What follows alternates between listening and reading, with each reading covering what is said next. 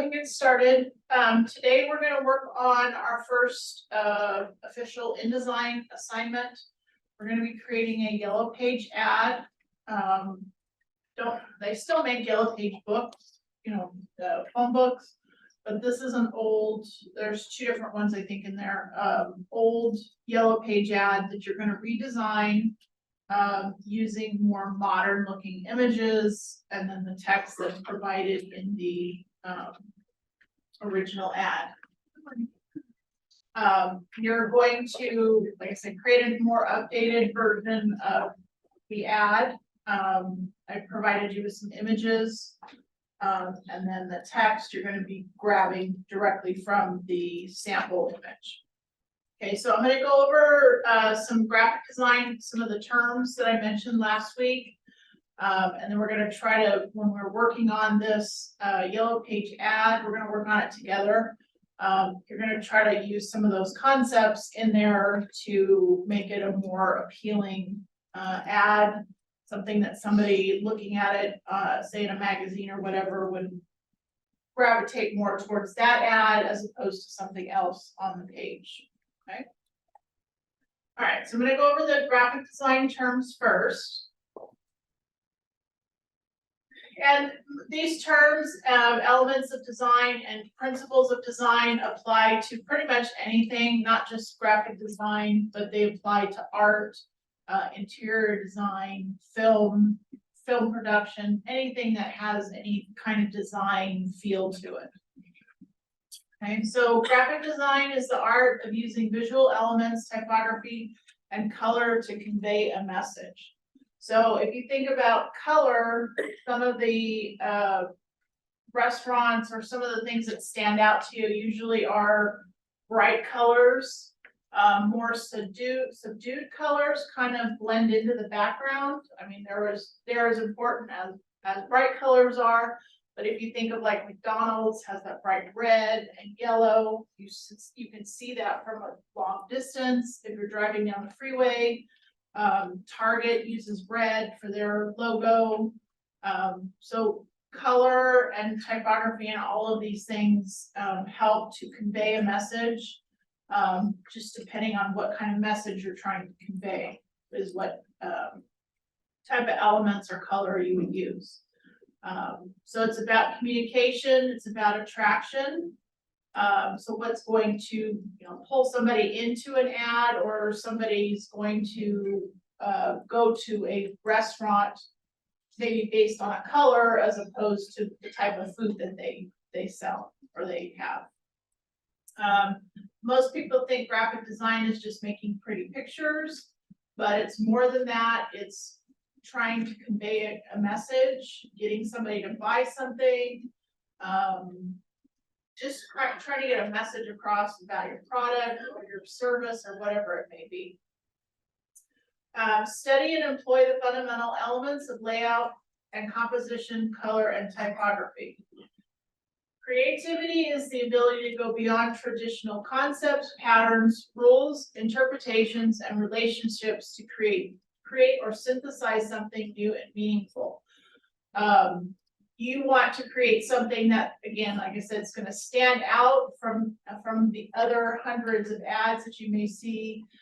This applies to web design. If you're on a website and you have all those different ads coming through, pulling through, trying to get your attention, what's going to grab your attention? So you're thinking of this from your standpoint, what would make you buy a certain product. So there is no magic formula for every design, but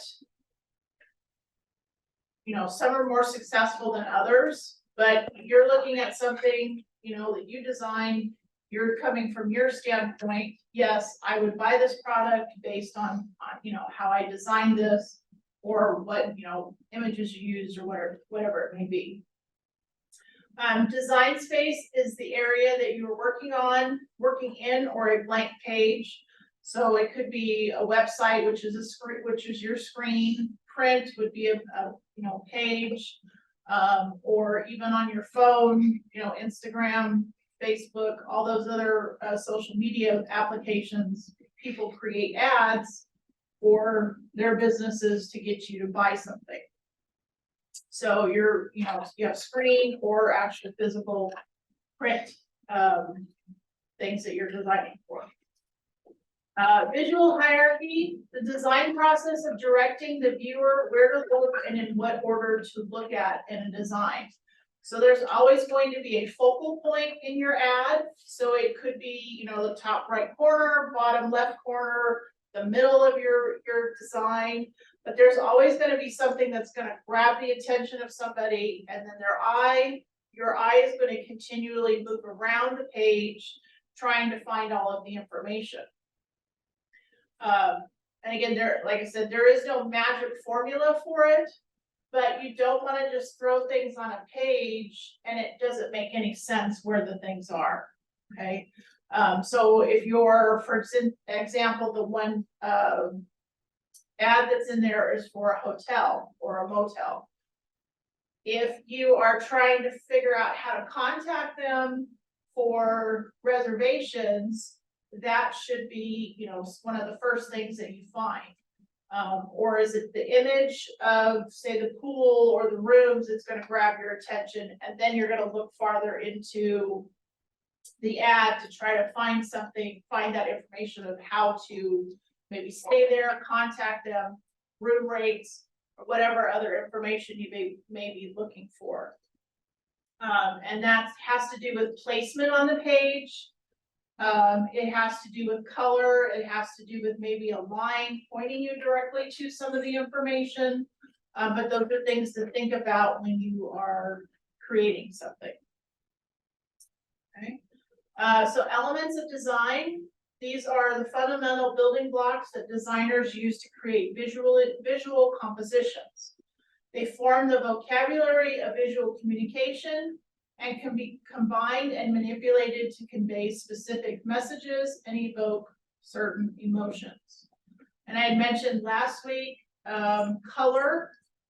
A certain color in the United States means something different in another country. So you have to be conscious of that when you're working with color. Also, shapes can mean different things, how they're put together. It can mean different things to different people. You manipulate these elements by considering such principles as balance, contrast, proportion to effectively communicate their intended message and engage the viewer. So the elements of design and principles of design work together. They work apart and together. Okay, so some of the key elements of design is line. Lines are just basic elements. They can be straight, curved, vertical, horizontal, or diagonal. They could, like I said, push your eye to a certain thing on the page or the design, or they could just be kind of in the background, not really having too much pull or say to what's going on in the ad, but it's another visual element. So they create structure and define shapes. So last week we were working on those text frames, and we were adding a stroke to the text frames. That was a content or a structure for something that you're going to put into it. Lines can vary in thickness and length and direction. So you can have a really thin line, a thick line. You can have dotted lines or dashed lines. And then they help to create patterns and textures as well. So if you've ever seen a bunch of lines drawn diagonally or whatever, and it kind of gives you like a little bit of a texture feel to it. Shapes are defined by their boundaries and can be geometric, like squirrels, squares and circles, or organic, like naturally occurring shapes. So if you think of like a leaf, some leaves have, rounded edges, square, pointed edges, or, just some generic looking shape. Again, they provide structure, form, and visual interest to a design. Shapes can be combined, overlapped, or transformed to create complex compositions. So, and then the next one has to do with color. So you can, overlay a bunch of different shapes and maybe change their colors a little bit and change their opacities a little bit so that it kind of creates more of a depth to what you're designing. And color plays a part in that as well. Color adds the visual impact and emotional resonance to a design. Color is hue, saturation, and value. So hue is the actual color. Saturation would be how dark the color is, so how much black is in the color. And then value is how much white is in the color. So you can go from the color, 100% of the color to more of a lighter version, with either changing how much white is in it or how much black is in it. Color combinations and harmonies can create specific moods and create meaning as well. Color can be used to highlight elements, create contrast, establish hierarchy, and within a composition. So you could have, maybe you're just creating a black and white ad, and you have a black square, and then a couple other elements or shapes that go from black to different shades of gray in the composition. So that helps to create the contrast. Texture, you can have an actual image of something that has texture to it, like a brick wall or concrete or grass. Or like I said, with line, you can create lines and shapes to simulate more of a texture feel to an element. Value refers to the relative lightness or darkness of an element. And again, that can be done with changing the color of your shape or your element, or changing the percentage of the color, whether it's through opacity, transparency, whatever it may be. Value can help to establish focal points, indicating shading or highlights, and then create sense of a form. So if you've ever done traditional drawing with pen or pencil and paper, you know that you create shadows and highlight areas with the different how much shading you do on a particular area. So you can make a circle look more three-dimensional just by shading. Space refers to the area within and around design elements.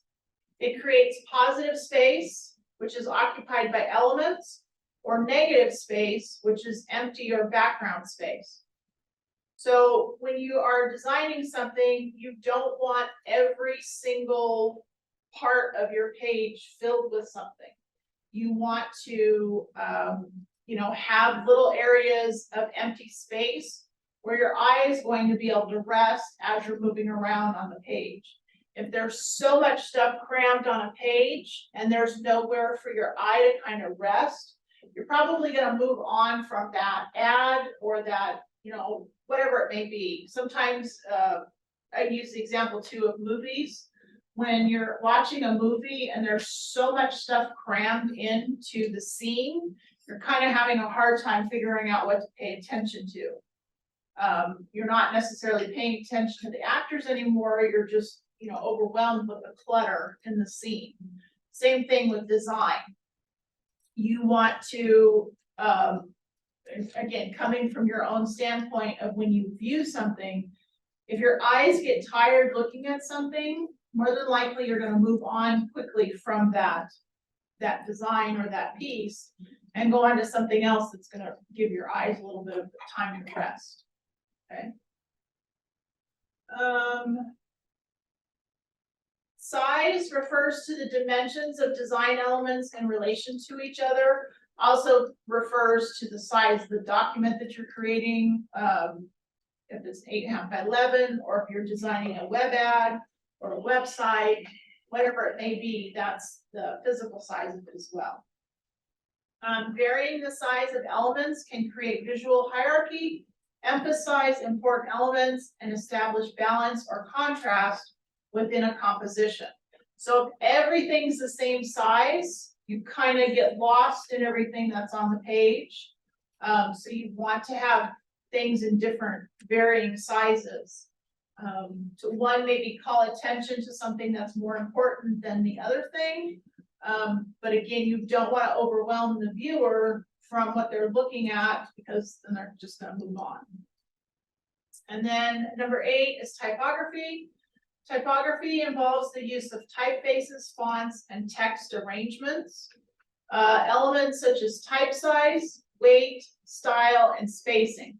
So you have the font. So if you think of Times New Roman, Arial, some of the more common ones, then you have like bold, italic.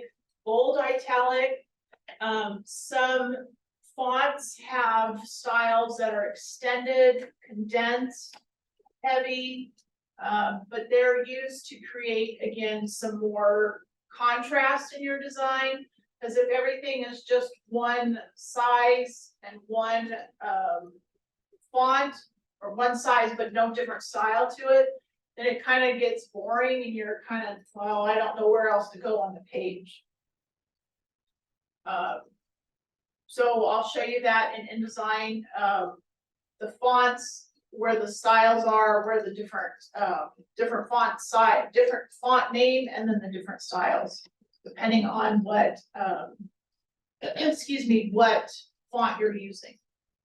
Okay, so any questions on those elements?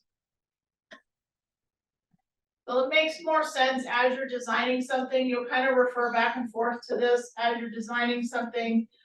You don't necessarily have to use all of the elements, but as you're designing something, you'll realize that they all kind of come into play, no matter what you're designing.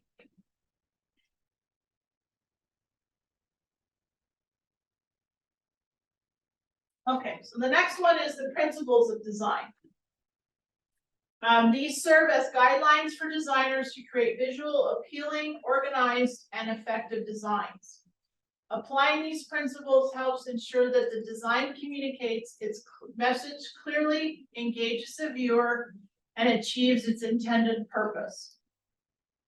The principles are used to establish hierarchy, which is the most important element on the page.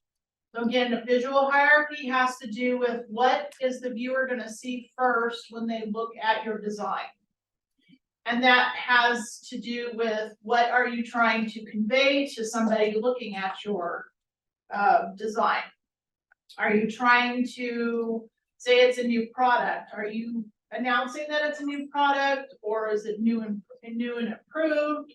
Or are you trying to tell them that the price has changed on something?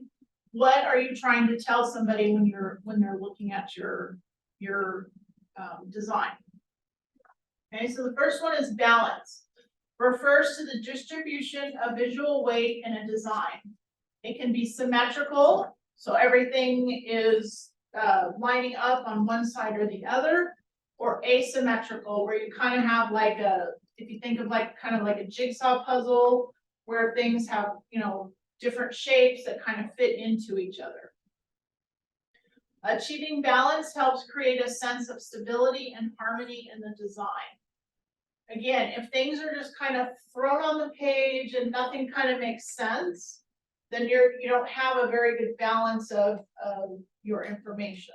Somebody's going to get lost in the design, and they're going to, move on to something else. Contrast, that involves using different size differences in color, size, shape, texture, or typography to create visual interest and make elements stand out. So again, you don't want everything to be the same size, the same color. You want to have a little bit of differences here and there in what you're designing.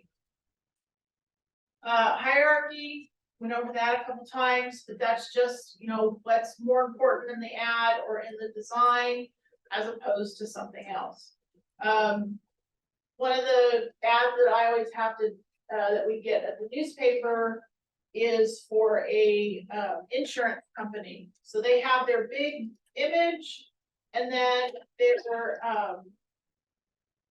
legal text is always really tiny at the bottom. You're never gonna read that unless you zoom in on it, but they have to have it there. And that's part of the hierarchy too. That's, you know, something down at the bottom that you're not necessarily gonna pay attention to, but it has to be there. Alignment refers to how elements are positioned in relation to each other.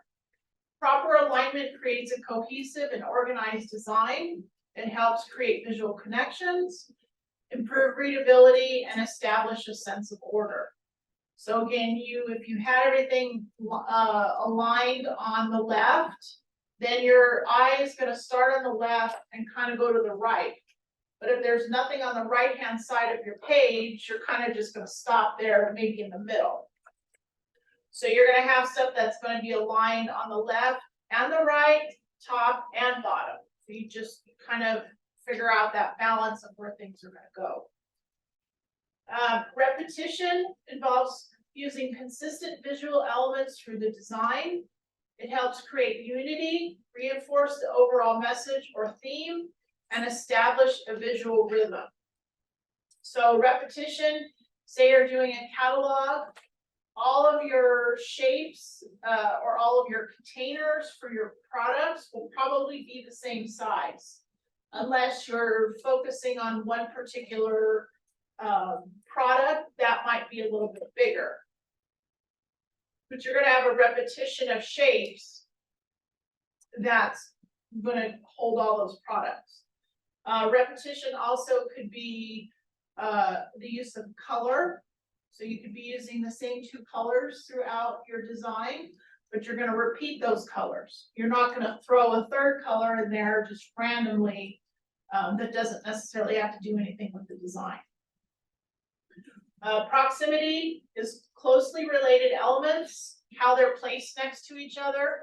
So if you're trying to, like for the hotel or the motel that we're going to work on, you would want to put the contact information, the address, maybe a website close to one another so that all of that information is easy to find at one point. You wouldn't want to put like the phone number up at the top and then the rest of the contact information somewhere else, because it doesn't flow together. That information should stay together. Typography, again, how you're arranging text on the page, choosing appropriate typefaces, font sizes, and formatting. So depending on what you're designing, you're going to use a particular font for that design. If it's a large box or large area of text, you would not use like a cursive or a script font because it's too hard to read. You could use a script font for maybe the header or the headline of the ad, but you wouldn't use that for like all of the body text. Another font that you would not use is like blackface or Old English. That would never be used as a body text, because it's just what you wouldn't be able to read it.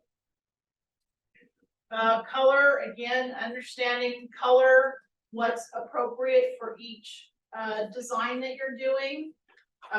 You can work with different colors, but again, you want to make sure that you're paying attention to what they communicate, whether you're designing something here or for another country, you want to be conscious of that. White space, negative space, that's the empty space on the page.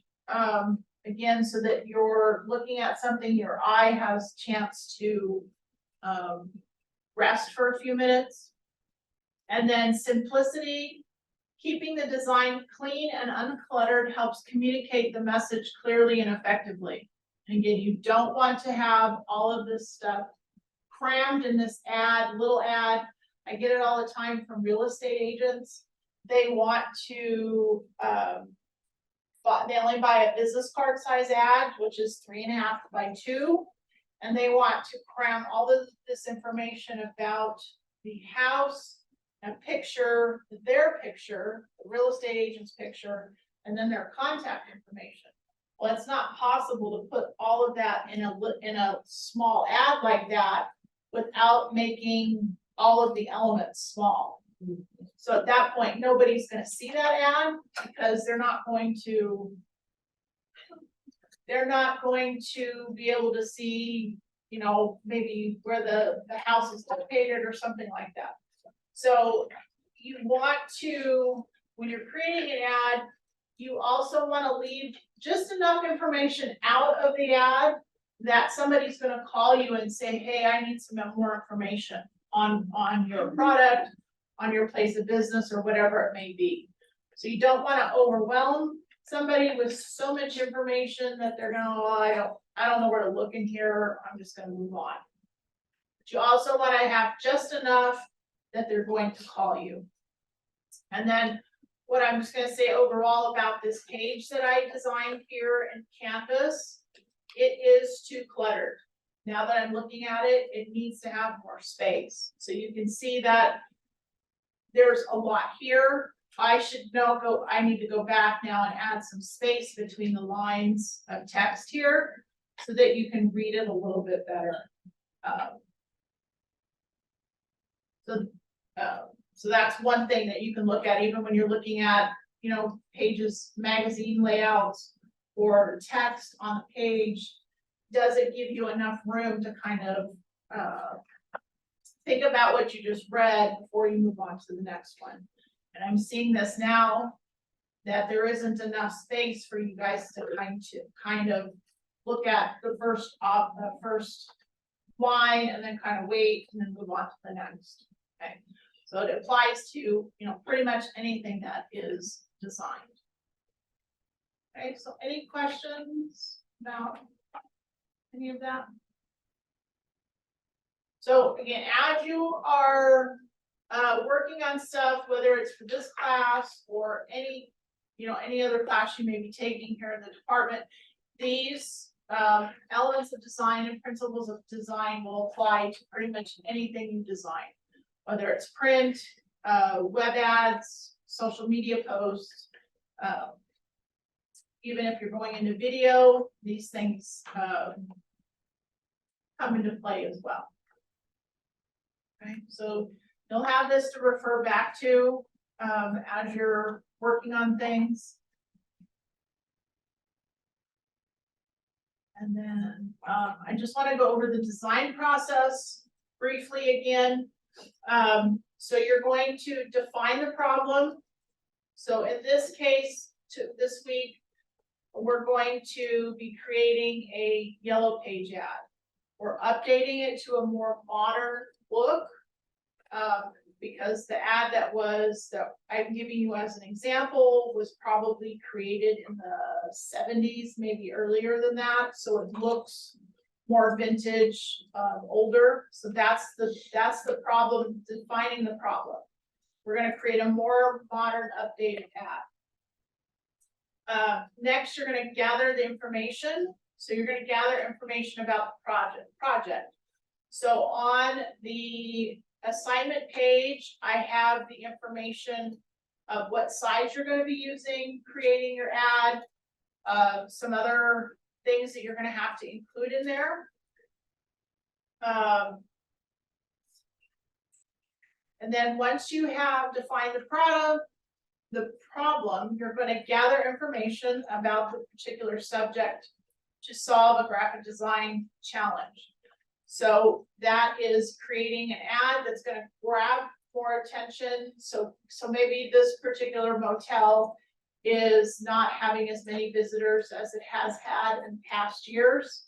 So they want to, bring more families in, maybe, or more travelers to their motel. The next one is to research and find inspiration. So maybe researching other motels in that particular area to see what kind of advertising they're doing. Inspiration can come from looking at other ads. It doesn't necessarily have to be for a motel or a hotel. It could just be something that catches your eye and you want to kind of recreate that same feeling. because you think it's successful for that particular business, so maybe it'll help this particular business get more customers or whatever it may be. Excuse me. Then once you've done the research, you're gonna start brainstorming, sketching, and exploring different ideas and approaches to visually communicate the message. So brainstorming can be just writing things down, phrases, colors that you may want to use. You may want to use colors from some of the images that I've provided. You may want to find some slogans, maybe, or catchphrases that would, you know, grab the attention of somebody looking at the ad. And then sketching would just be creating, excuse me, quick thumbnail sketches of where you're going to place.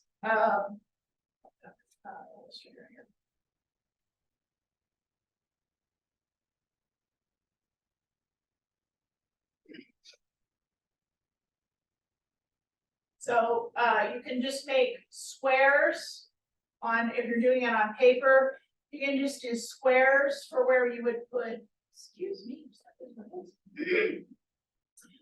squares where you would maybe put images.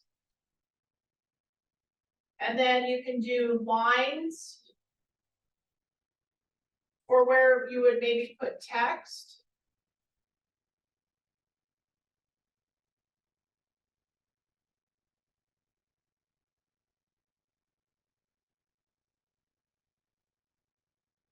Okay. And maybe you're gonna have a couple lines of text here.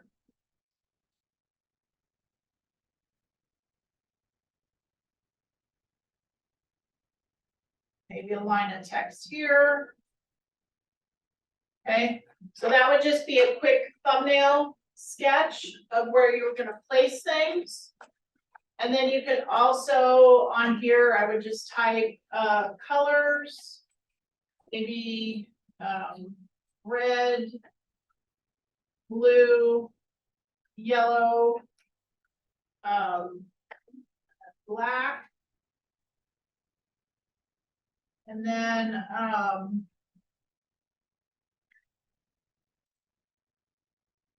and maybe any other shapes that you're going to use. So you can maybe type in shapes, do shapes, lines. So something like that, just to kind of brainstorm, get ideas down on paper, based on looking at the original ad. And then just kind of put things down on paper. So that's your brainstorming and your thumbnail part of it.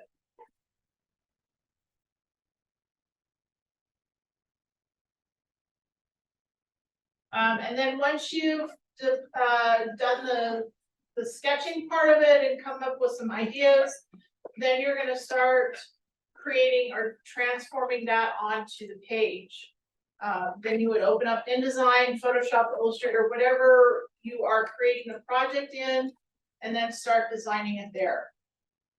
At that point, you've kind of decided what colors you're using, maybe what shapes you're using, what typography you're going to use, and then you just start putting the stuff down on the page. And then once you've completed that design, you're going to hand it off to somebody else to look at. Kind of get feedback from them, whether you send it through, you know, email, or you have everybody kind of sit around your computer and look at it. And then from those suggestions, and you kind of make adjustments to the layout. You know, maybe something needs to be made larger, phone number, maybe change that color a little bit. It's not enough contrast between the other elements on the page. So everything kind of just blends together. And then once you've gone through the different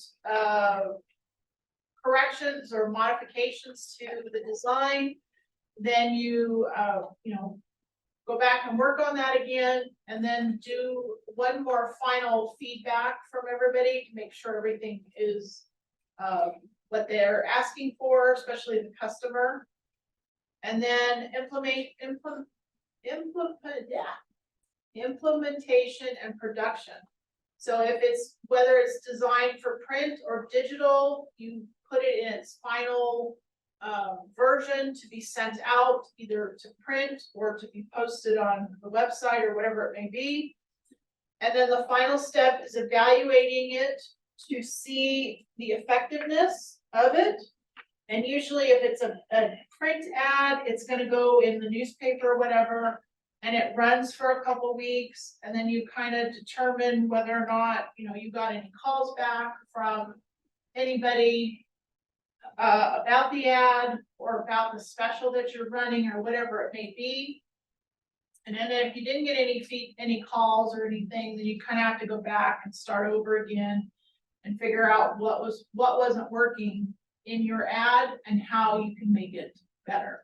Okay, so this process is as a circular one. You're going to keep going back to the beginning and going through each of the steps. You may do it a couple times on a project before you get it to the right. But each project that you do, you're going to go through these steps. Okay, so any questions on any of that? All right, so let me go back over here to the modules.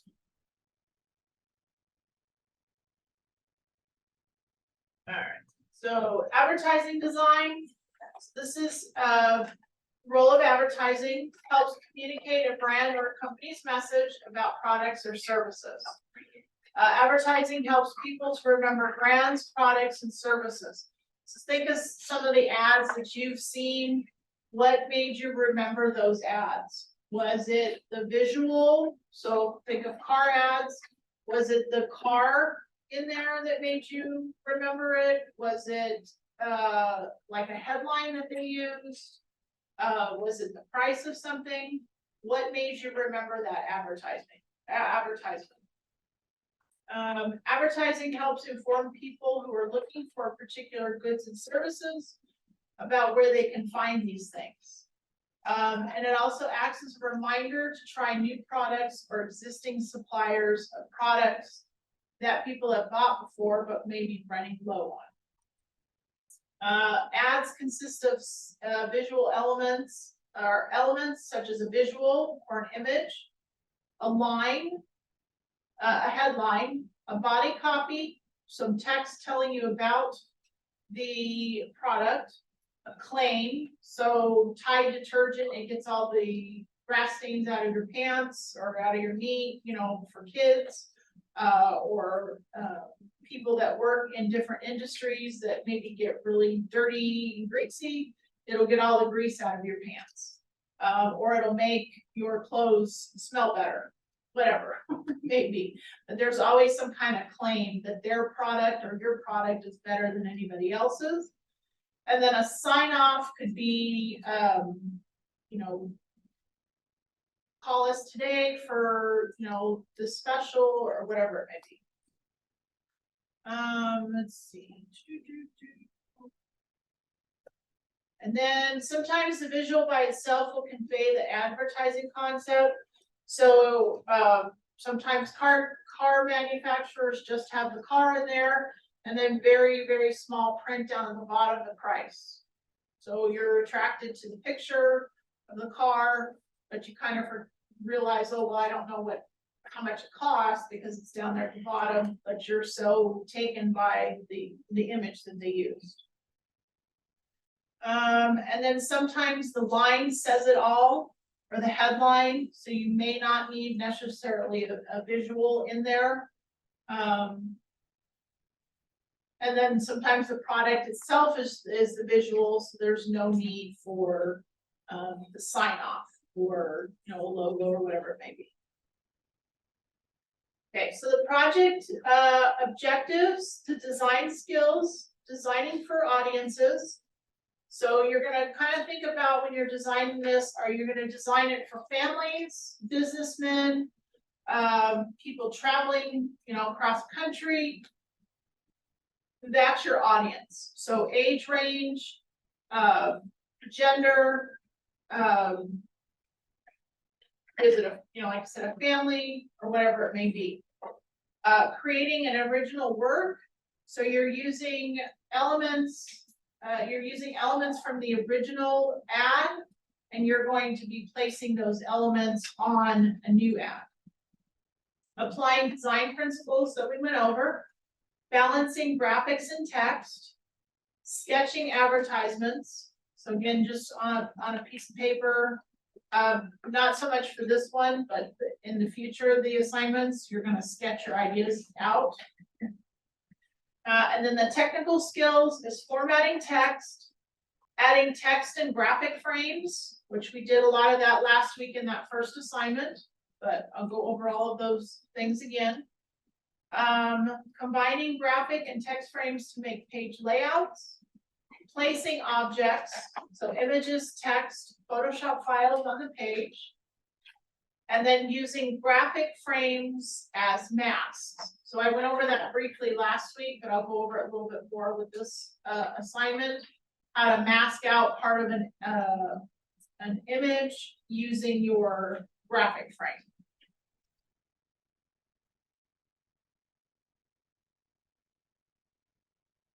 So here is the actual assignment page.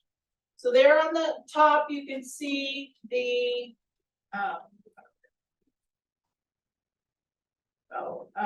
yellow page ad. Up here at the top, you can see the original ad. So I'm going to say that this was probably done in the 60s or 70s originally. The motel still exists, but it's no longer, it's kind of more like a historical place. People don't stay there anymore. But there you can see the information. It's got the logo, the phone number, a visual, and illustration, the address where it's located, and then some little bit of information about the motel, what amenities that they have. The one on the right is one that I did. So you're gonna have giving you photos to use. You can use as many of the photos as you want in the ad. You can just use one and then add all the other information, what you think is the most important. And again, that goes back to who you are designing the ad for. So is it families? Is it businessmen traveling across country, or, you know, staying in a new town? Whatever it may be, whatever that market or audience that you're trying to target. Okay, so upon completion of this assignment, you will be able to convert images to CMYK in Photoshop. Since we're doing this as a print ad, everything will be done in CMYK.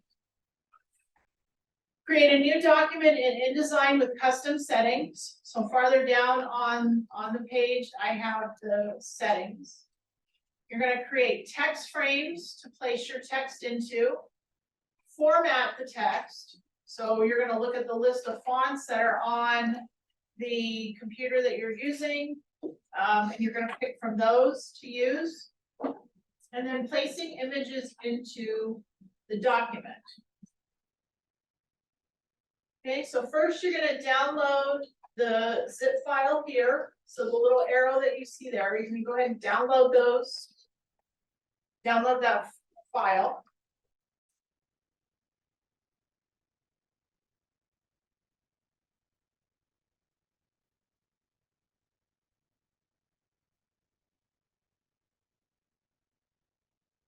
And then when you expand that folder, in there you're going to see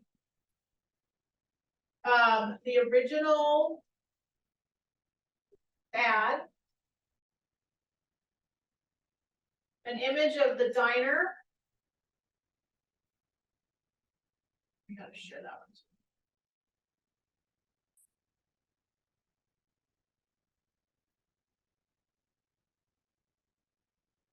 Okay, so in there you're going to see the original ad, an image of the diner,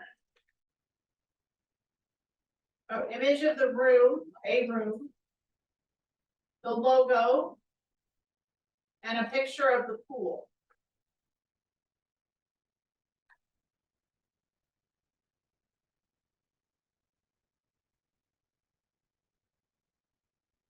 Okay, so you're gonna use that original ad as a guide to create a more modern looking ad. Before you begin to design the ad, InDesign, create a thumbnail sketch. I don't have any paper in here, so if you wanna just kind of in your head do it for this one, I'll make sure I have paper in here next time. But if you have a notepad or a sketchbook that you normally use, you can go ahead and do that.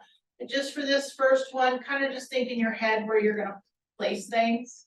But in the future, I'll have paper in here for you guys to use, okay? But just briefly, what thumbnails are, you're designing, getting your ideas down on paper, using squares to represent the images and lines to represent the text. You can create a couple thumbnails for your assignments. You should create multiple thumbnails for your assignments. When we get into some of the other assignments, you'll need to create multiple thumbnails or sketches just to kind of get, like I said, ideas down. So you're also going to decide what is the most important element that you want to stand out among the rest of the elements. So for example, one of the images is the rooms, and the text on the original ad says extra large air-conditioned rooms. So if you think that's the most important, especially during the summertime, people traveling, they may want to stop a place that has air conditioning. You know, there's still some places that don't have great air conditioning, but that would be a selling point for some people. Or it's close to the highway, or it has a pool because you have kids and you want, you know, have the kids something to do while you're staying there. So those are things to think about when you're designing. And then once you've done the thumbnails in future assignments, you're going to start designing the ad on the computer. Okay. So the first thing that we're going to do is we're going to open up Photoshop. If you haven't logged into the Adobe programs yet, go ahead and do that. You're gonna have to do it before you can open up Photoshop. Do not double click on those JPEGs, because if you do, it's gonna open them up in preview, not in Photoshop.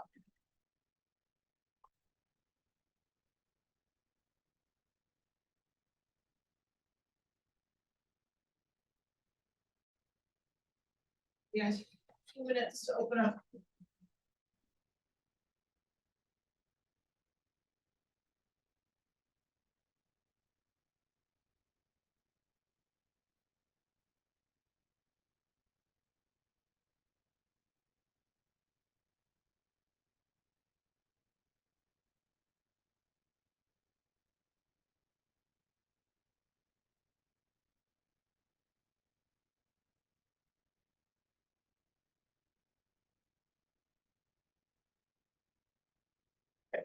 So in Photoshop, you're gonna open up the images.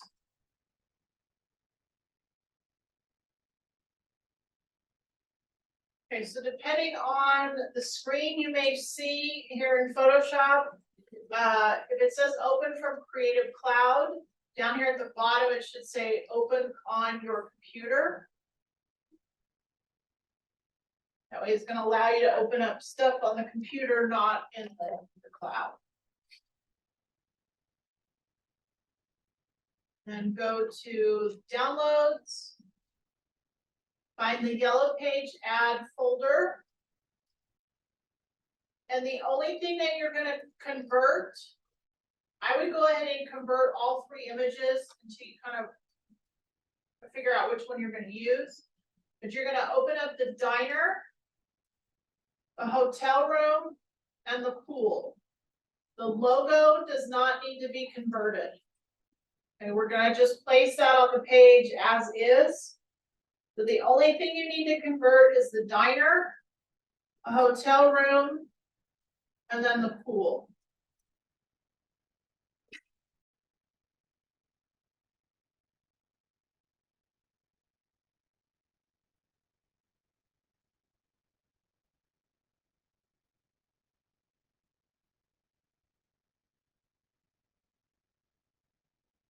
So all three of the images are RGB. The only thing that we're gonna do in here is we're gonna convert them to CMYK. So under the image menu, mode, and you're gonna change to CMYK. You're gonna get a dialog box asking you, are you sure you wanna do that? Go ahead and click OK. And then File, Save As. And we're gonna change them to Photoshop documents. Because you open them up from the yellow page add folder, they're gonna get automatically saved back into that folder. So the format format menu down here, you're gonna click and hold on that and go to Photoshop. Then save that. And then convert the other two images to CMYK.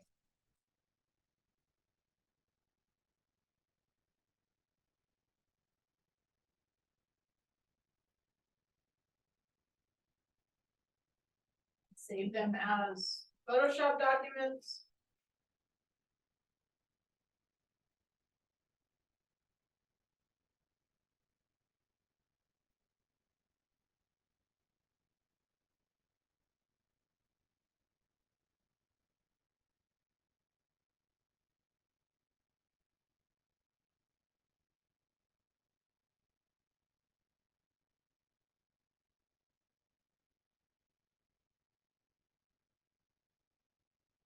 And then once you've converted the three images, you can go ahead and close them.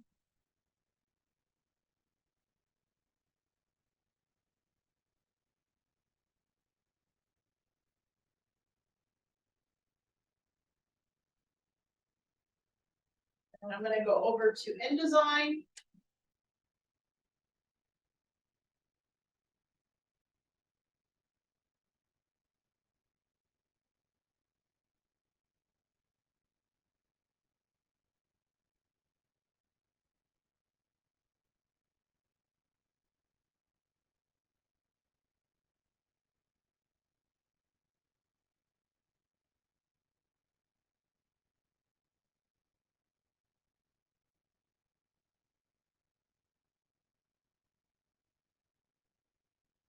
Wait a few minutes to get InDesign open.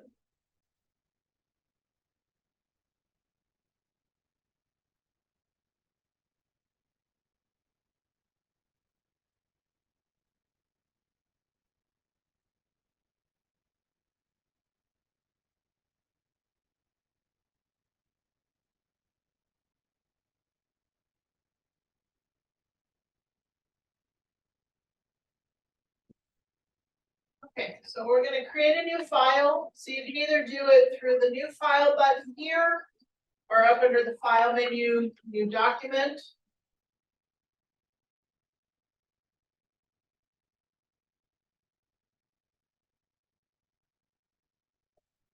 The first thing that we're gonna do is we're gonna change our units from picas to inches.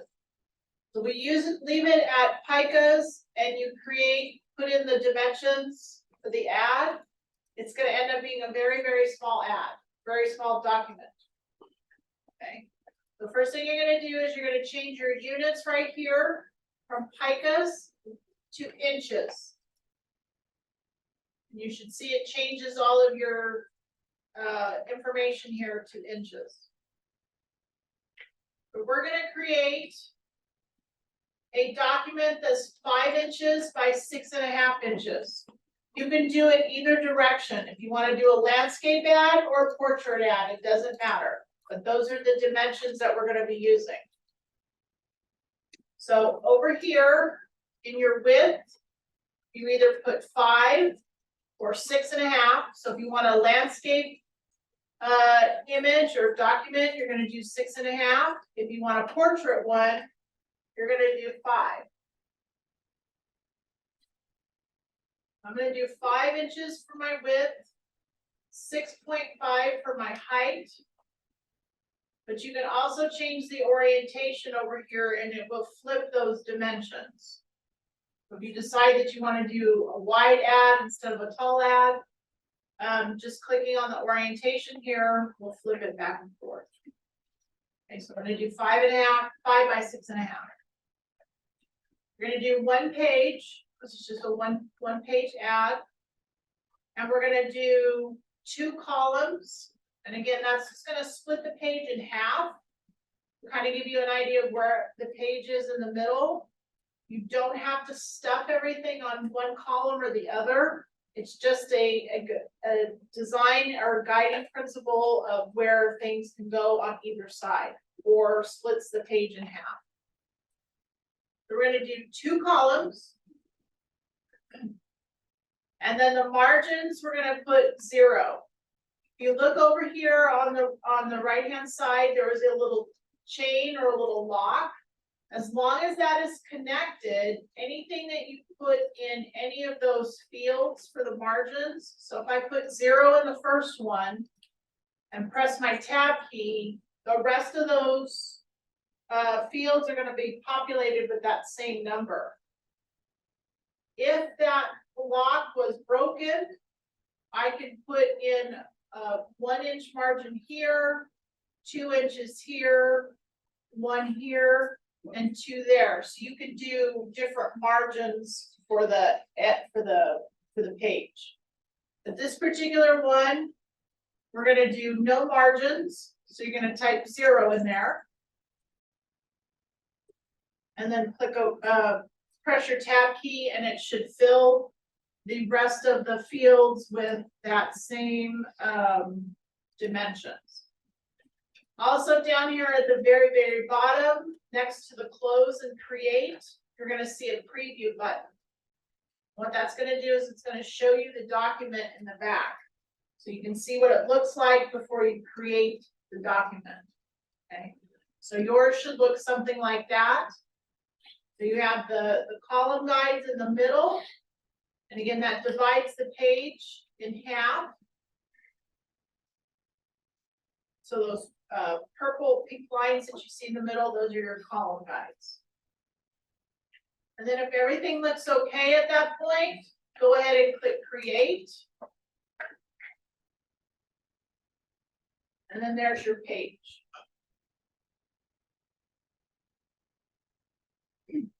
Okay, so at this point, just think that you've done your thumbnails. You're going to figure out what you want to put down on the page first. And you may have to switch back and forth from InDesign to that to Canvas to see that original ad, or switch back and forth between there and then the folder. You can see the original ad. Okay. So based on that original ad, what is the most important thing that you personally feel should be in the ad? Is it the logo? Is it an image? Is it the contact information? Is it the address? What should be the focal point or the thing that's going to draw somebody into the ad? In this case, their logo is kind of the biggest thing on the page. Then it kind of pulls you down to the image of the pool. But this also, this line here where it says private swimming pool, also kind of competes with the image. Okay, so you have the image, the logo first, then the pool, and then the text, and then the contact information or the phone number, and then all the other information is kind of secondary at that point. So again, based on your feeling of what's important, what are you going to put down first on your page? Go back over here to InDesign. So remember to bring anything, bring an image or a graphic into InDesign, you need to go to File, Place. So again, you figuring out what you want to bring in first. I'm going to go to File, Place, and I'm going to bring one of the images in first. I'm gonna go to my downloads folder, my yellow page ad folder, and my personal preference is to use the room image. Because this is more, I'm gonna kind of gear it more towards the winter time, fall time. People aren't necessarily gonna use the pool at this point. So we're looking at more of a family vacation later in the year. So I wanna advertise that there's large rooms, depending on how large the family is or how many people are coming with, or, you know, traveling. So I'm gonna open up, or I'm gonna select the Photoshop document, the PSD. I'm gonna click open. And again, remember, InDesign gives you a thumbnail of what you're placing, bringing in. You can have InDesign, you can tell InDesign how big you want the image to be, or you can let InDesign figure it out and place it. These particular images happen to be large, so I'm gonna tell InDesign how big I want this image to be. So before I click anything with my mouse, I have my image loaded. I'm gonna hold down my mouse button and I'm gonna click and drag, and it constrains the proportions of your image automatically as you're dragging, clicking and dragging. Okay, so I want that to fill the top part of my ad, and I'm gonna let go. So there's the image. If you decide that you want the image to be smaller, you're gonna use either one of two options. You can use the free transform tool, which is about halfway down on your toolbox. So it's a square with dots on it and a little arrow. The keyboard shortcut for that is E. So you can use that to resize it. If you are going to resize it, you want to hold down your shift key to resize it and constrain the proportions. You don't want to have a squished image, especially if it's a person. So you want to hold down your shift key so it constrains the proportions. Okay. So you can use either the free transform tool here, or over here in your properties panel, you have your scaling right here. So you have where it says 100%. A little lock is connected. So if I do 75%, it's going to reduce it 75% from the pop-down menu right here.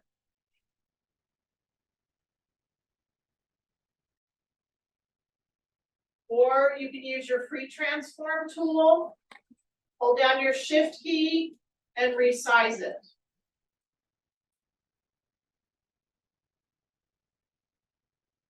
If you try to resize it just with the selection tool, all you're going to do is resize the frame. So remember what I said about masking out part of an image with the frame? That's what that does using your selection tool. So I'm just resizing the frame. I'm not resizing the image. So I'm cropping out parts of the image or masking out part of the image just by changing the size of the frame. But the image itself is still remaining that same size. Okay, does that make sense to everybody?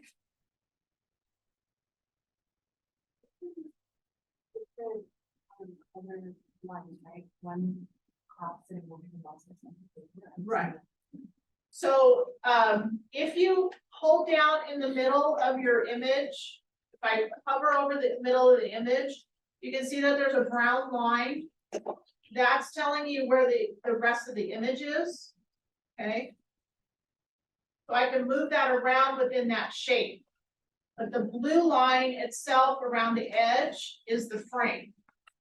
Okay, so is that what you were talking about? So just make sure to press shift in order for you to reach Yeah, another this profit, right? if you use the pre-transform tool. Through image motion. Yeah.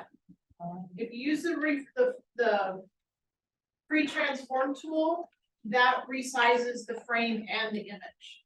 If you just use the selection tool up here at the top, all that does is resize the frame.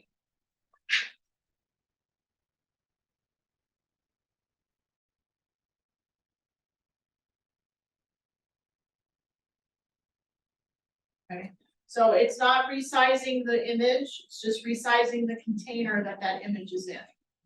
Okay. But if you want to resize the image, then use the free transform tool and then hold down your shift key. But you want to make sure that you're on the outside of the image, not in the middle, because it'll move it around. Okay.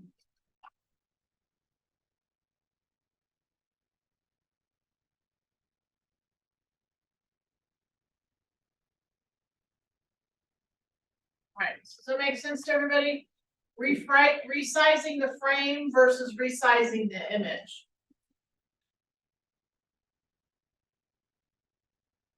So this is just resizing the frame. It's not resizing the image inside, it's just cropping it and masking out part of the image.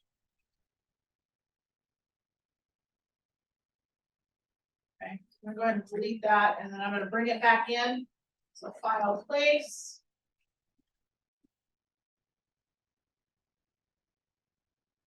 And again, I'm gonna tell InDesign how big I want that image to be. And I'm just gonna position it towards the top for right now, okay? Also, on the left and right of your document is this gray area, gray space. That's your pasteboard, so you can place things there until you're ready to put them on the actual document. So if you want to bring everything in and kind of set it off to the side until you kind of figure out where you're going to place everything or what you're going to use, you can do that.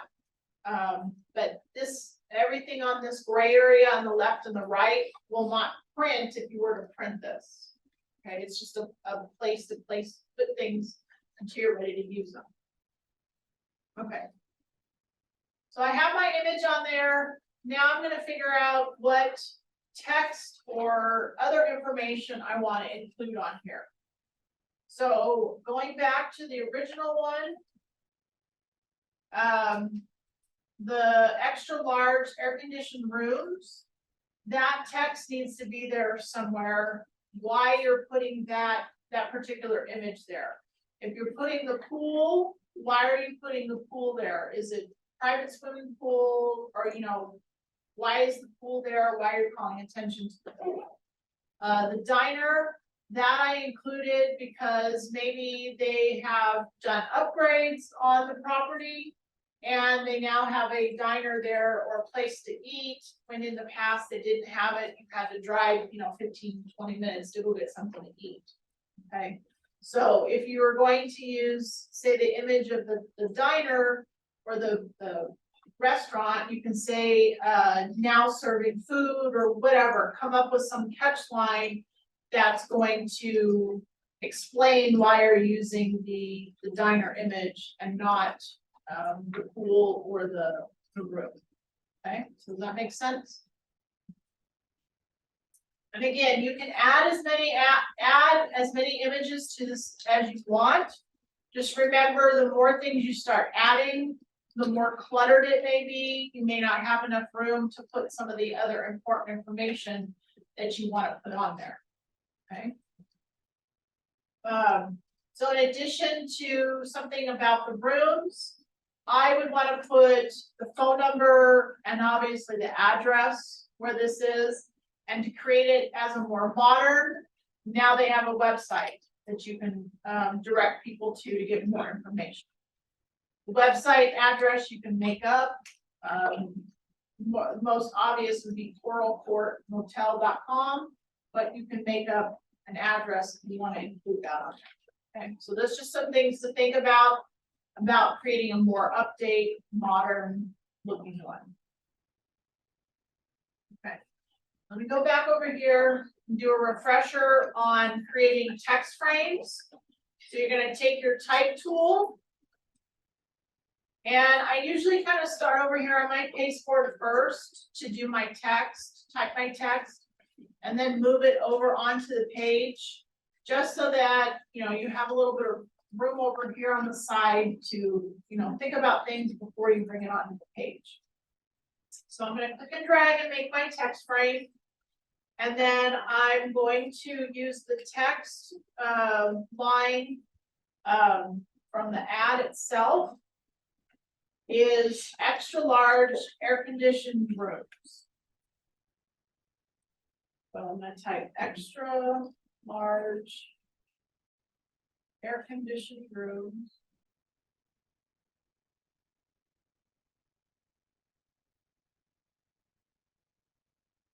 Now that I have it typed, I'm gonna go ahead and highlight my text. And then over here on the right-hand side in your properties panel, you have an area that says character.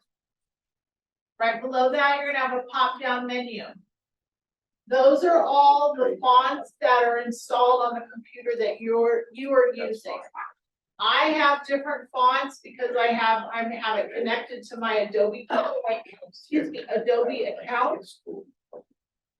So I'll probably have a lot more fonts to choose from than you do. For this particular assignment, you're just going to use the fonts that are installed on the computer. In future assignments, I'll show you how to add fonts. But for this one right now, you're just going to go through the list of the fonts, see what's there. On the left-hand side of that menu, it tells you the name of the font. And then you'll see in parentheses next to the name of the font, a number. That number represents the number of styles that are associated with that particular font. So Arial has regular, italic, bold, and bold italic. So those are just different styles associated with that font. On the right-hand side, you can see what that font looks like with the text that you have highlighted. It gives you a preview of that, of how it would look. Okay. The fonts that don't have a number in parentheses behind it only has one style associated with it. So when you're designing something with type and you only want to use one font, but it has different styles, that'll help you create different emphasis. So calling attention to something like the extra large air conditioned rooms, maybe I would want to use a bold font.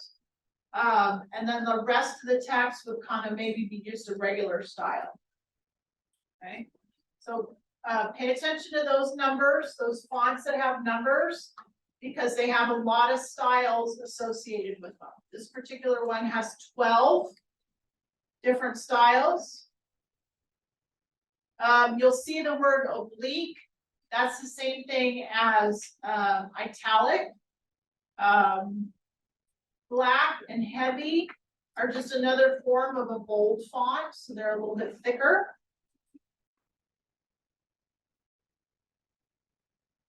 And you can see as I'm scrolling through the list of fonts, my text is changing over there on the left-hand side. So you can kind of get an idea of what it looks like there as well as on that list. And again, I have a lot more fonts options on mine than you may have, but you want to pick a font that is readable. So it can be seen at a distance. Go back to the script fonts. This particular font brush script, at the size that I currently have it there, which is 12 point, it's very hard to read. That wouldn't be something that you would use for body text or a large section of text. Okay, you would want something that has, you know, like one of these here that you can read it at that size. Okay, So you're gonna go through the list, find a font that you wanna use.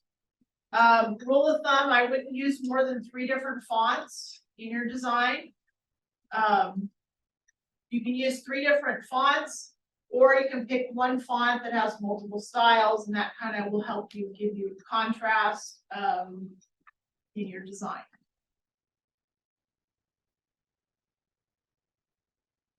All right, so I'm just gonna stick with Arial for right now.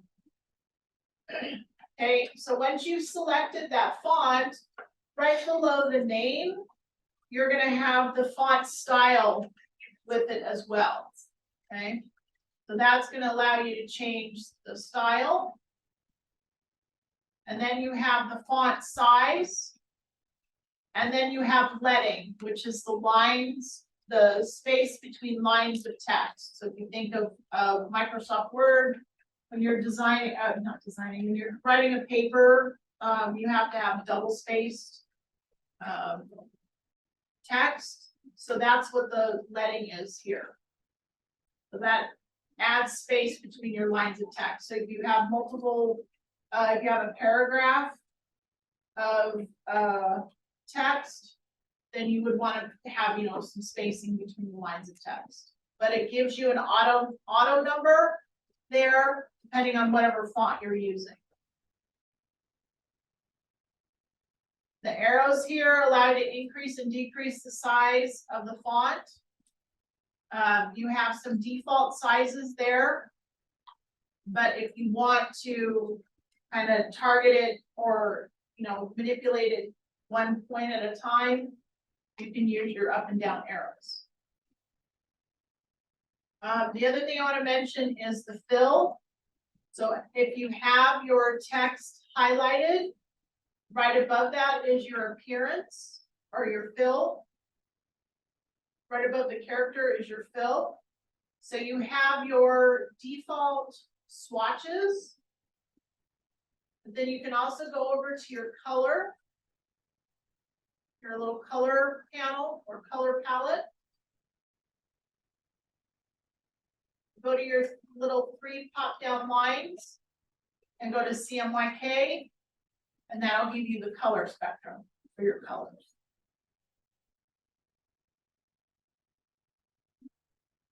And then the last thing I want to mention about type or your text is that if you want to center something, you're going to use your paragraph options. You do not want to use your space bar to center something. Okay, so let me make my text frame here larger. So say I wanted this text to be centered in my frame. You are not going to use your space bar to center anything.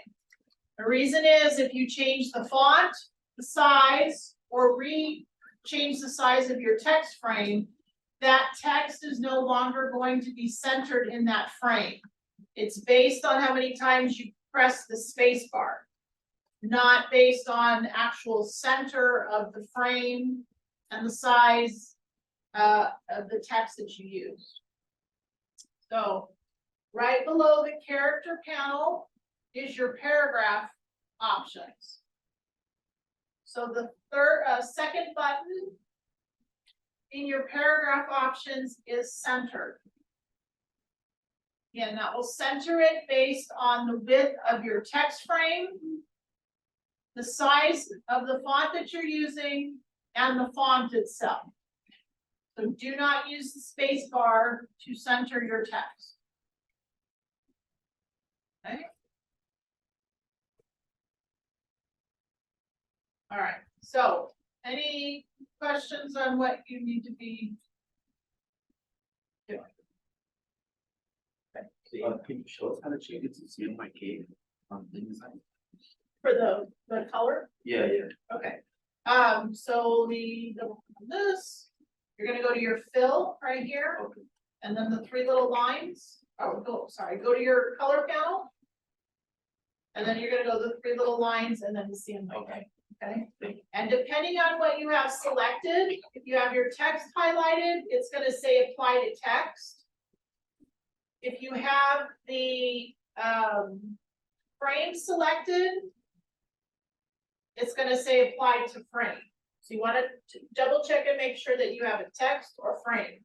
If you don't want a black line or a colored line around your frame, you wanna make sure that you have it, your text selected, highlighted, and not your frame.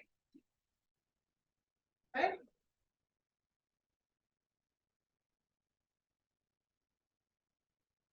Right, so again, add as many images as you want to the page. Add whatever text you want from the original one. If you want to make up new text to add, you can.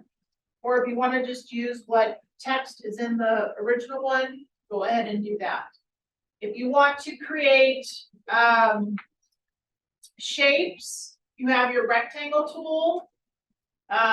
If you're familiar with the pen tool from Illustrator, you have a pen tool in here as well, where you can create shapes or lines. If you want, there's a line tool as well. So if you want to draw lines, and then change the stroke weight here in your appearance. It's entirely up to you how you want to design this. Right? And if you want to get up and stretch before you start working on it, go ahead and do that. And then I'll just kind of be here in the back working on my own. I'm going to step away for a few minutes, and then when I come back, I'll start working on my own version of it. Okay. If you want to get up and stretch, move around, go ahead and do that. Be right back.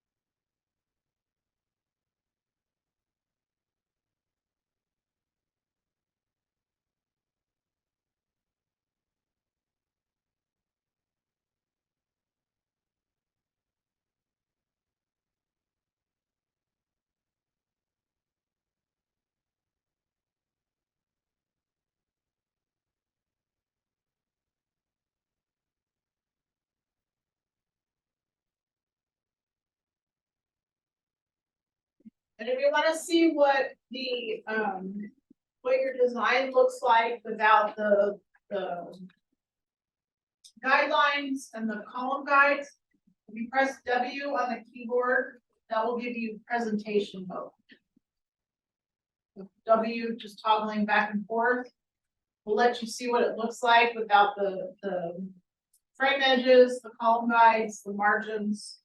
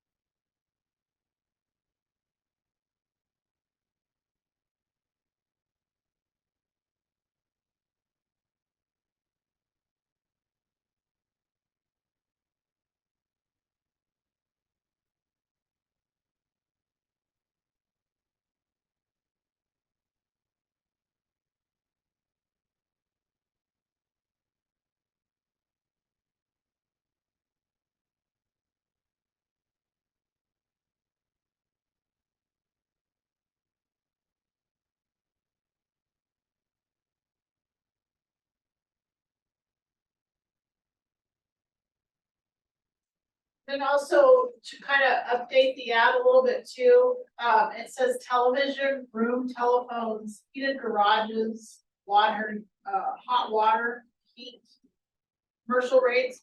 So if you wanted to do instead of television, you can do or add TVs, Wi-Fi, you know, kind of more modern things. If you want to use the same text that's there, that's fine. But to kind of, like I said, make it more modern. Most places have Wi-Fi now. Obviously TV or streaming services or whatever other information you may want to include in there.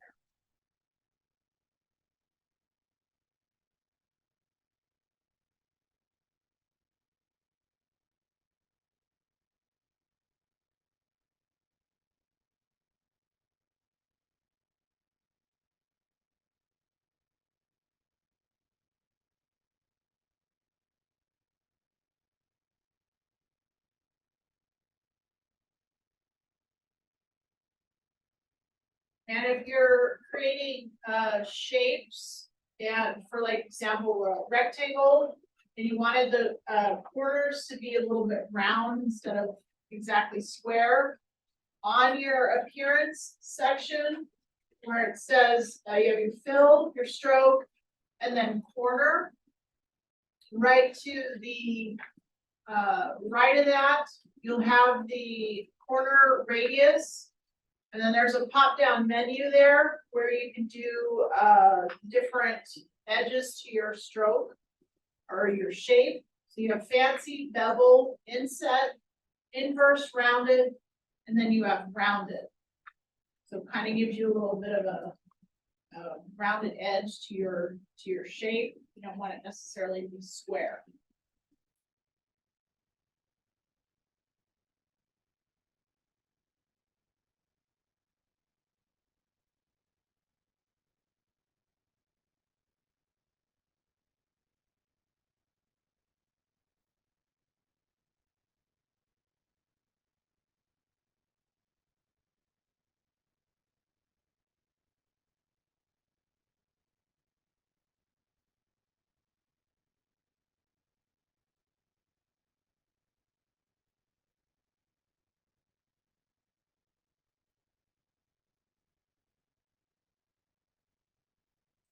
And then another thing I wanted to mention too is you can resize or change the, your frames.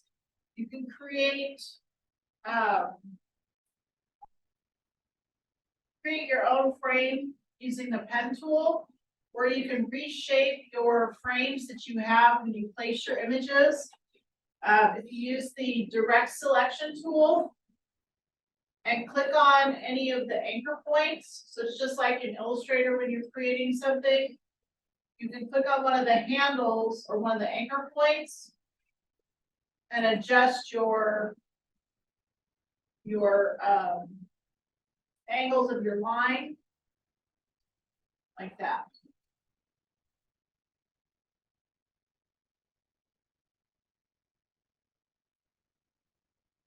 If you wanted something that wasn't quite rectangle or square, you can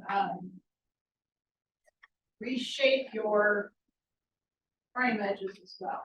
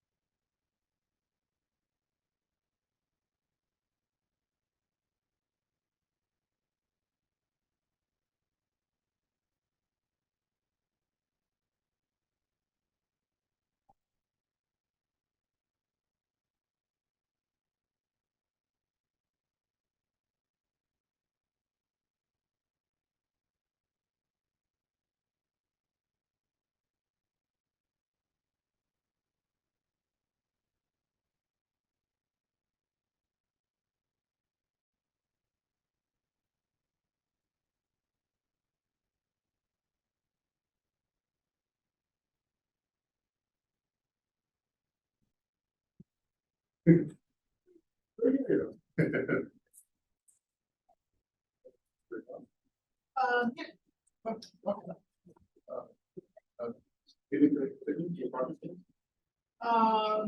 no, just you wanted to be in 15, but, this is 115. I have 115 and 215 at the same time. So you took 115 last.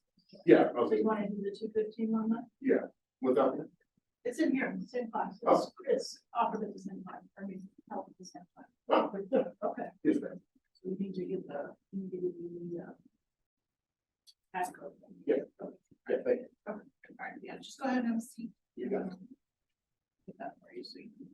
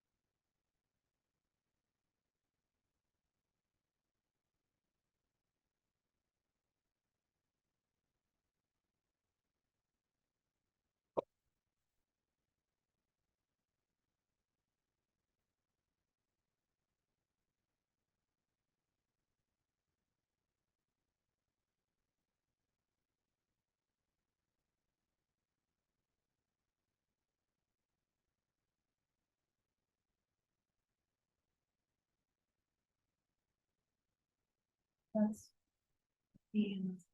Okay. Okay.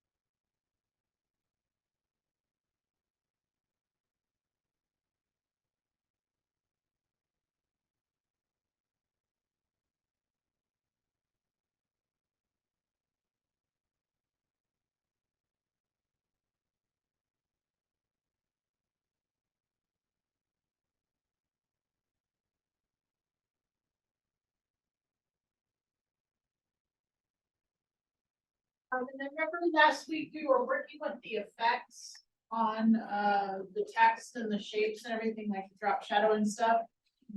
If you wanted to make it so like the image faded out from one side to the other or from top to bottom. If you go select the object or the image and go to your effects option there, in your appearance.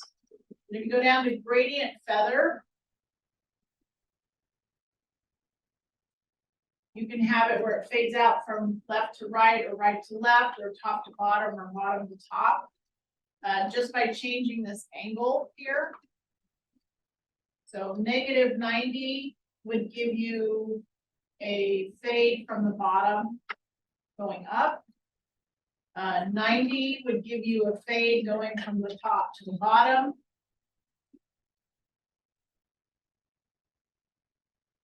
Zero would give you a fade from right to left. And then 180, -180 would give you a fade. 180. 180 would give you a fade from left to right. And then whatever other angle you wanted to go, change the angle there. -90.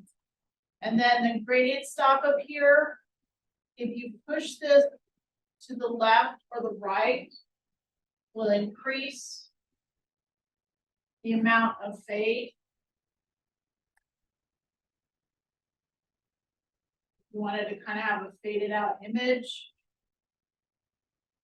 Because what I was trying to do was add this text that I had here. I wanted the text to be red, but it was kind of blending in with the bottom of bed. So it's the same thing in Photoshop, doing like a gradient mask on an image. Where you can kind of fade out part of the image. That's the same thing. But you can do it right here in InDesign.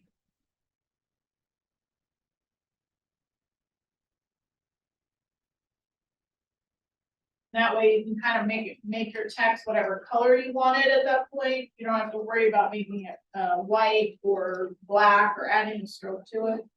You fade out the image and then put your text on top of it.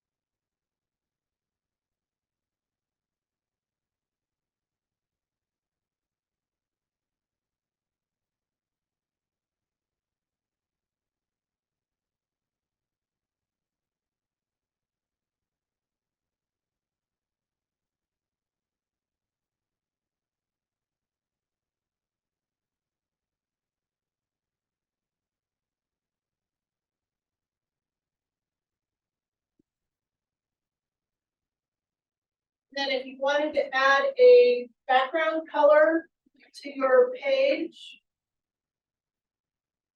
you're gonna use your rectangle tool. Click and drag and make a rectangle around the entire page or whatever portion. If you don't want it the whole document, you can make it however big you want. So I'm just gonna make it around the whole page. I'm gonna come over here to my appearance. And I'm gonna pick whatever color. And because that's the last thing that I drew or added to the page, I'm gonna go under the object menu, arrange, and then send to back. And then that'll push it in the back. And because I have that image faded out there at the top, that's why the green is coming through there. If you don't want that behind your image, then just resize that rectangle to wherever you want it. You don't want it behind that image.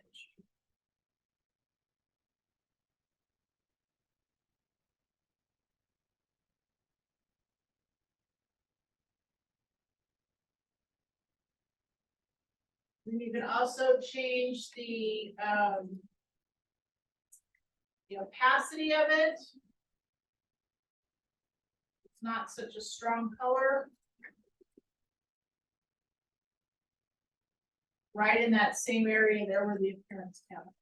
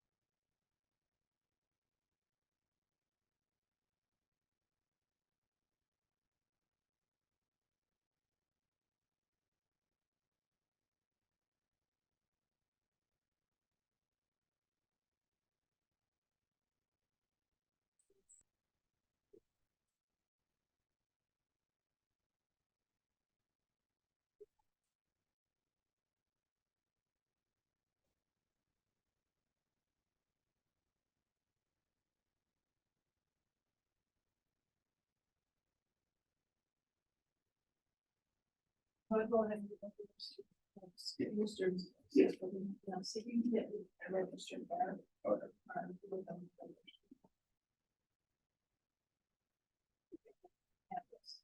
Balance.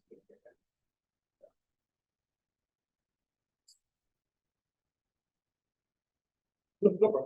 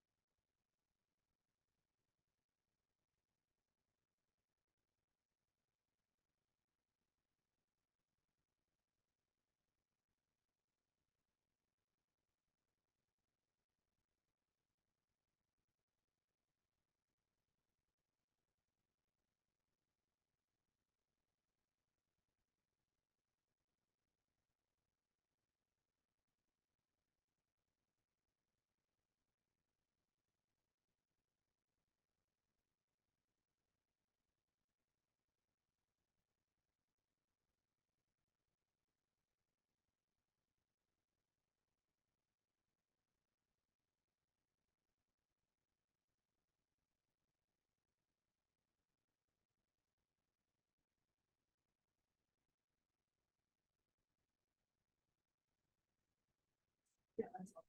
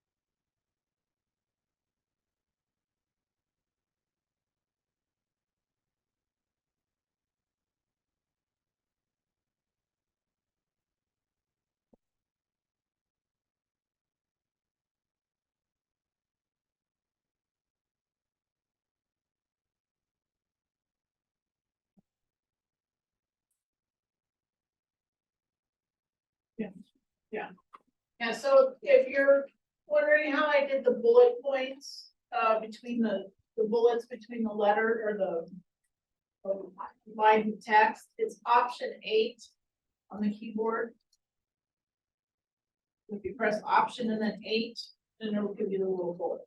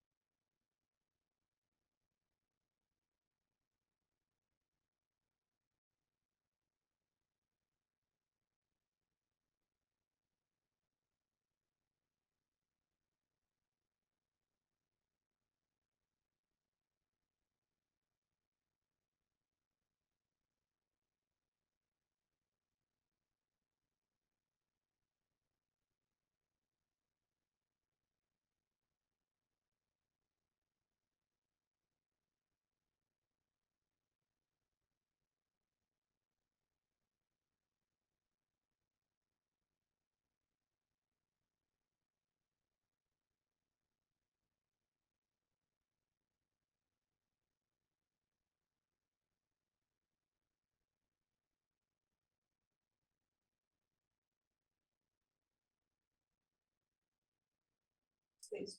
Yeah, yeah. All right. Yeah. What you have to- oh, I have something.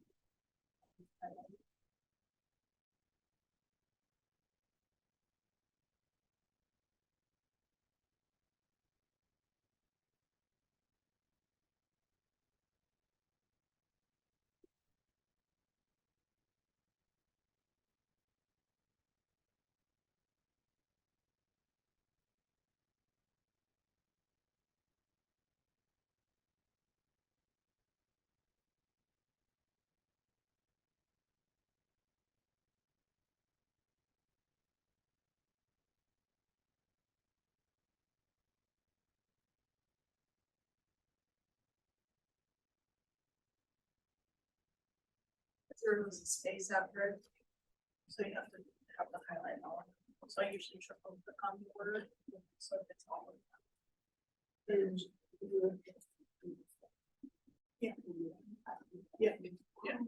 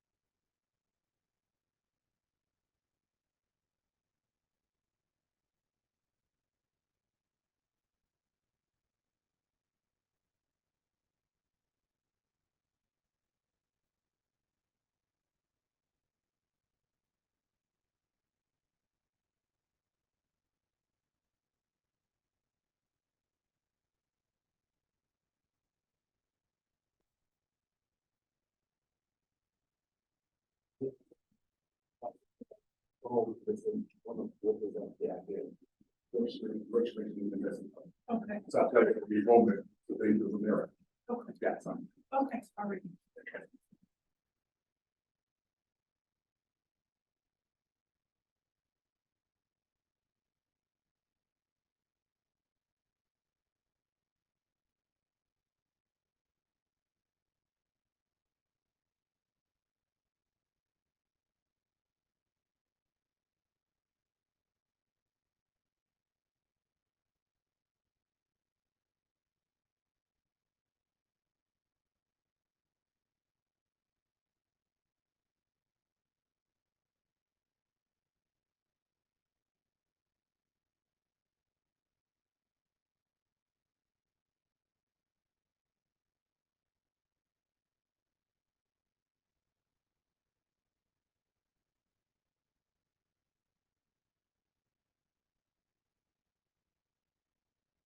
Okay, get to the point where you're happy with the ad, you're gonna go ahead and save it with your, last name, first name, and then yellow page, ad. And you wanna save it into the folder that, where the images are. So that folder that you, downloaded and expanded, the yellow page ad, you're gonna wanna save it in there. Then you're also going to export it as a PDF and a JPEG. The JPEG you're gonna include onto the discussion board for everybody to look at. And then the PDF is what you're going to, the PDF and the InDesign file is what you're going to submit to me on the assignment page. So under the file menu, you're gonna go to export. And where it says format, there's a pop-down menu there, it says format, you're gonna go to Adobe PDF print. It's gonna name it whatever you name the file. So you wanna make sure you save it first, save the InDesign file first. Then it should pick up the name of the file. And then you're gonna click save. The next dialog box that comes up is going to be your export PDF options. You're going to change it to high quality print. And then click export. You're not going to have to worry about any of the other settings in there. And then you're going to go to file, export again. This time you're going to change it to JPEG. And save that, and it should have the same file name there. And then in the export JPEG dialog box, you're just gonna leave the settings as is. And then click export.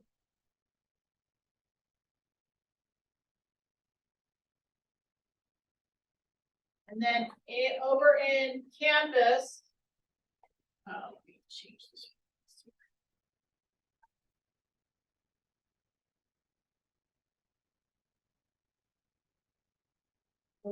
PDF, so you're gonna upload the InDesign file.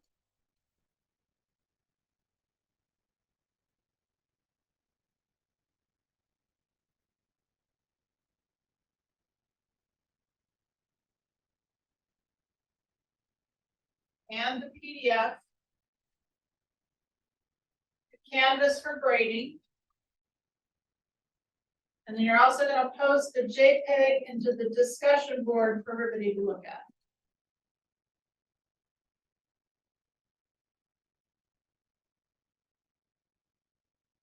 So under the modules, you'll have a yellow page discussion. And you're going to upload your JPEG of your ad. And then you're going to comment on 3 of your fellow students' work.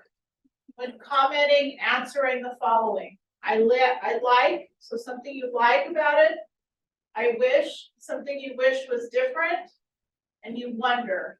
So I wonder if the color was changed, what it would look like.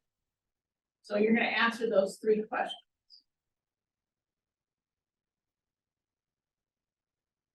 Okay.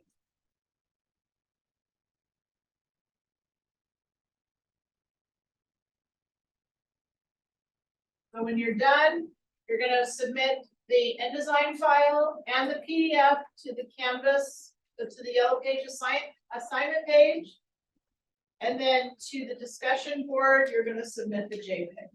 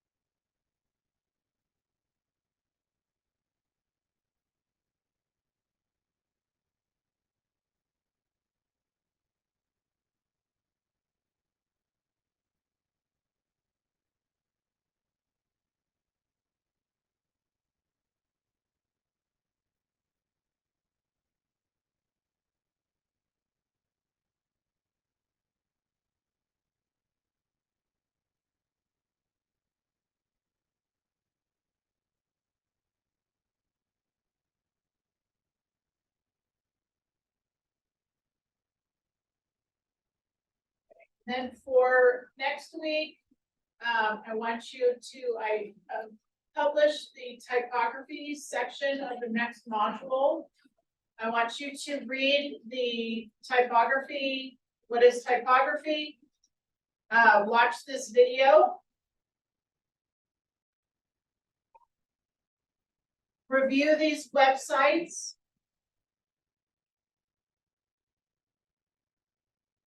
And then there's 5 questions that you need to answer from those websites. So all of those websites have those answers. Okay. So what is typography? What is the purpose of typography? What are the 5 basic rules of typography? What is tracking and kerning, and what is leading? So they're not, you don't have to be very detailed answers, just a couple sentences on each of them. And then next week we will start the typography module.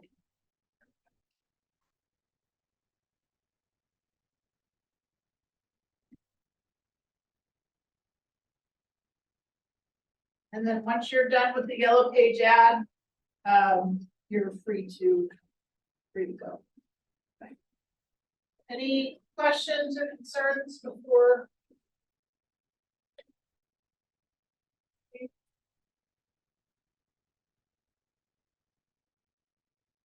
All right, so you continue to work on the yellow page ad, you get it finished. And then if you don't get it finished today, you have time next week to work on it as well.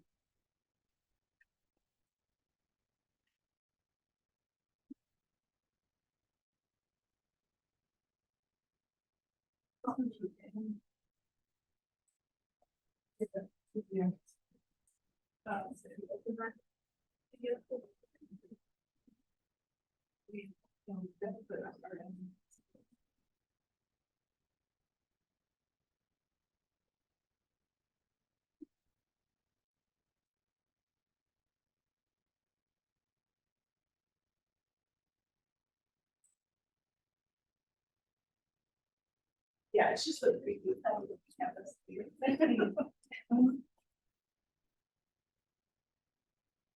So you're. Yeah. Okay. Oh, It might take a while for it to show up. okay. Because it has to go through the process, the final process. Yeah. So if it doesn't show up, say by Monday, Yeah. email me and let me know, and then I'll see what's going on. But the first assignment is published already. Okay, Okay. all right. Okay. Thanks, okay.